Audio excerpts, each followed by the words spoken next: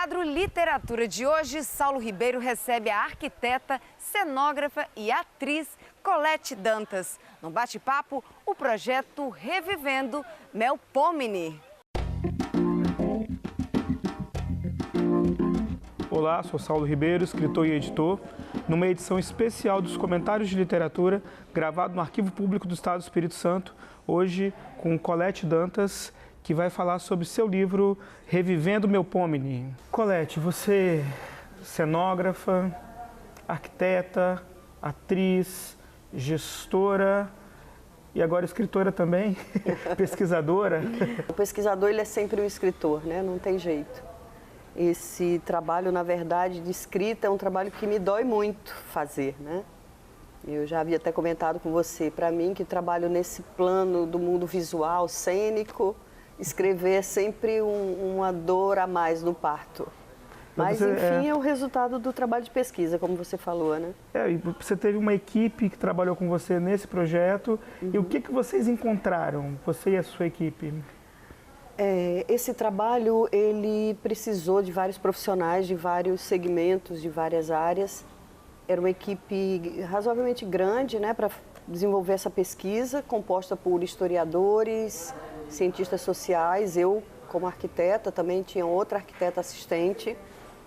E nós mergulhamos nessa pesquisa a partir de um achado de uma das pessoas da equipe. Na verdade, eles quase todos, com exceção das duas arquitetas, eu e a outra, trabalhavam no Arquivo Público do Estado do Espírito Santo, quando encontraram as plantas do Teatro Melpomene no arquivo. E eles queriam que esse material pudesse ter um acesso ao público de algum modo. Já que eram plantas muito sensíveis, seria complicado colocá-las à disposição, até por conta de espaço, enfim, e delicadeza daquele material. Então, conversando com eles, eles me fizeram quase que um desafio da gente mergulhar e tentar trazer essa história do Melpomene. Na verdade, eles fizeram o desafio a partir das plantas, eu que ampliei e voltei com o desafio para eles. Vamos então recuperar toda essa história. Vamos ver que teatro é esse, por que esse teatro estava ali, como que ele some assim de Vitória e a gente fica sabendo só que ele pegou fogo e pronto. Peraí, vamos olhar para essas plantas. E daí começou esse trabalho que teve junto comigo a equipe formada por Agostinho Lázaro, que é cientista social, na época era diretor do Arquivo Público, o Piva, Rogério Piva, historiador, Giovanni Favoreto, cientista social e atualmente também arquivologista, e a Verônica Caim, na época estudante de arquitetura, hoje arquiteta, também parceira dessa proposta. Também o Silmar Francisqueto, também na parte de pesquisa iconográfica, fotográfica. E começamos a vasculhar todos os arquivos disponíveis relacionados à história desse teatro. Não só aqui no Arquivo Público, né, em outros espaços. Na memória que a gente tem, na memória histórica que a gente tem, que a gente comenta, o que a gente tem do Teatro Melpomene, até chegar a esse livro, o que nós tínhamos era um teatro de madeira do século XIX, final do século XIX, que pegou fogo num incêndio de proporções assombrosas e uma grande tragédia, e os seus pilares foram retirados para construir o Teatro Carlos Gomes depois.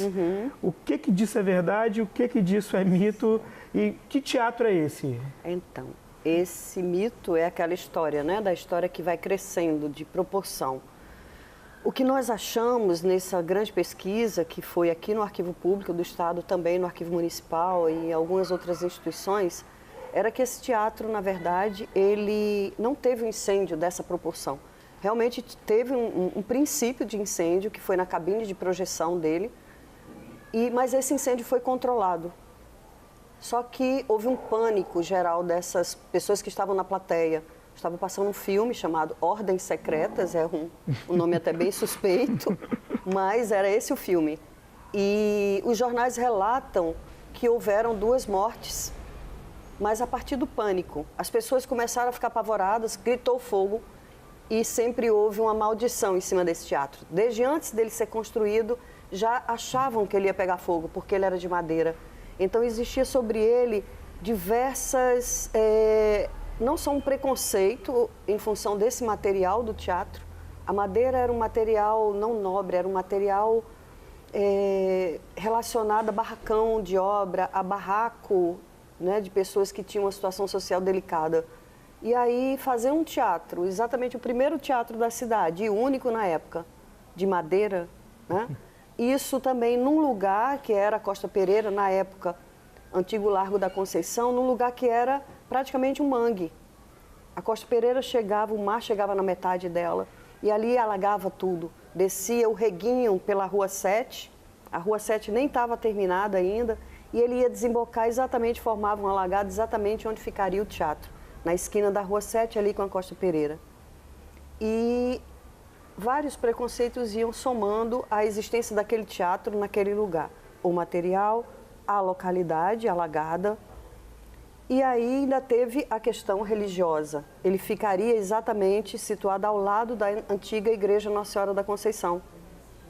E os fiéis e a igreja achou que ser vizinha de um teatro era muito arriscado, ainda mais um teatro de madeira duplamente arriscado. Então, a Igreja de Nossa Senhora da Conceição foi retirada dali.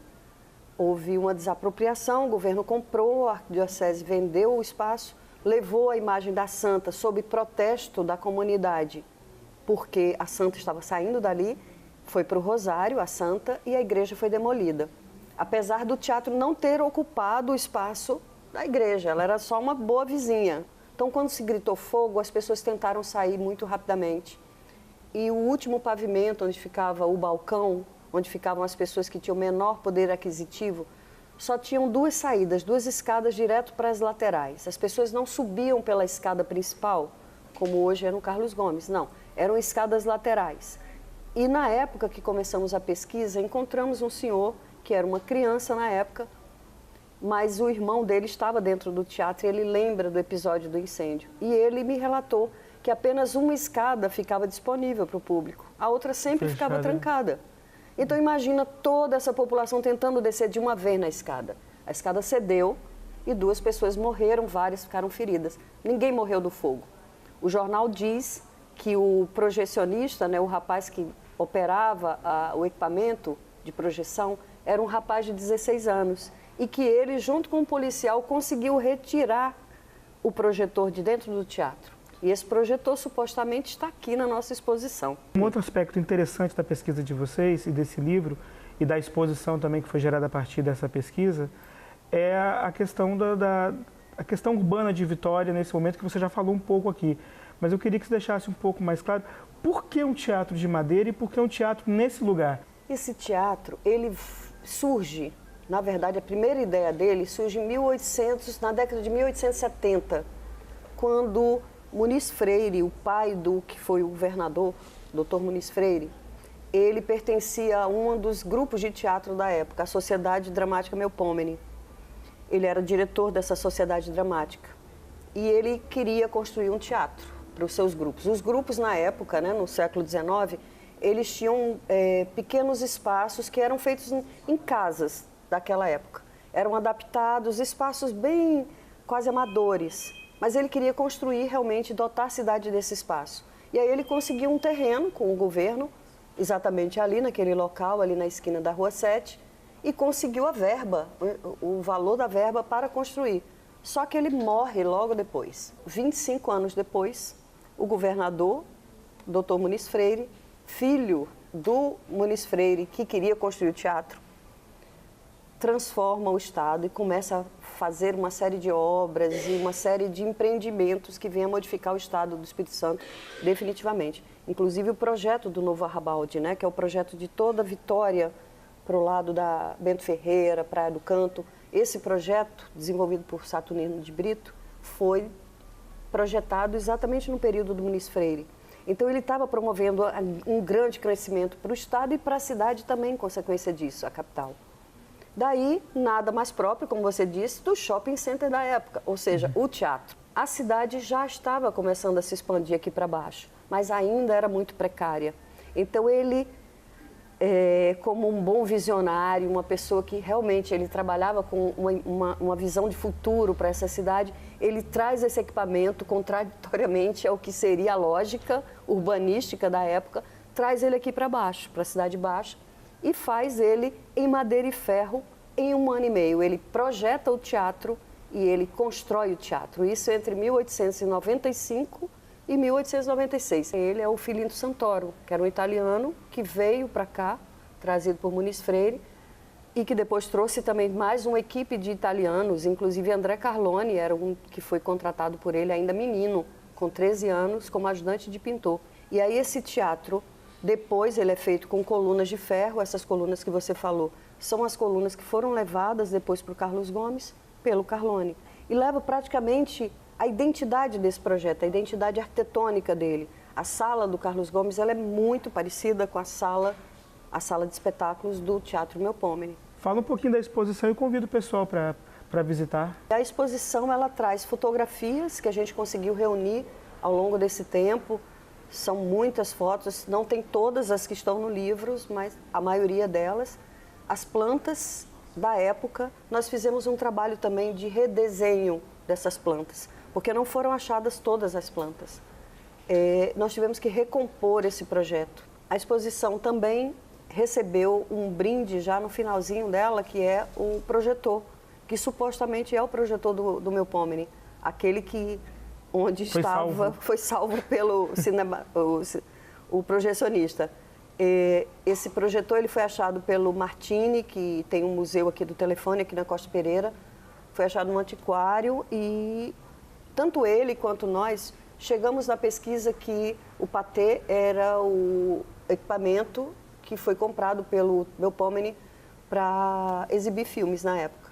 Eu queria aproveitar e chamar vocês, então, para ver essa exposição, que ela foi toda concebida com a expografia toda em madeira, também remetendo ao material e valorizando o material da época, também trabalhando com a iluminação, que era um outro marco desse teatro também, né? Afinal, ele foi o primeiro edifício com luz elétrica na cidade de Vitória. Então, também é importante falar desse pioneirismo dele. Bom, então é isso, gente. Aproveitar então para visitar a exposição. A exposição está no Arquivo Público do Espírito Santo. O livro você consegue com a Colette. Também está no arquivo também? Não, o livro não. Ele está aqui na Editora Cousa. Conheço. No café da Editora Cousa também. E a gente também está disponibilizando ele agora na banca aqui do Batata, aqui na Rua 7. Banca do Batata. A Banca do Batata também na Rua 7, aqui no miolo da efervescência do movimento cultural. Obrigado e até a próxima.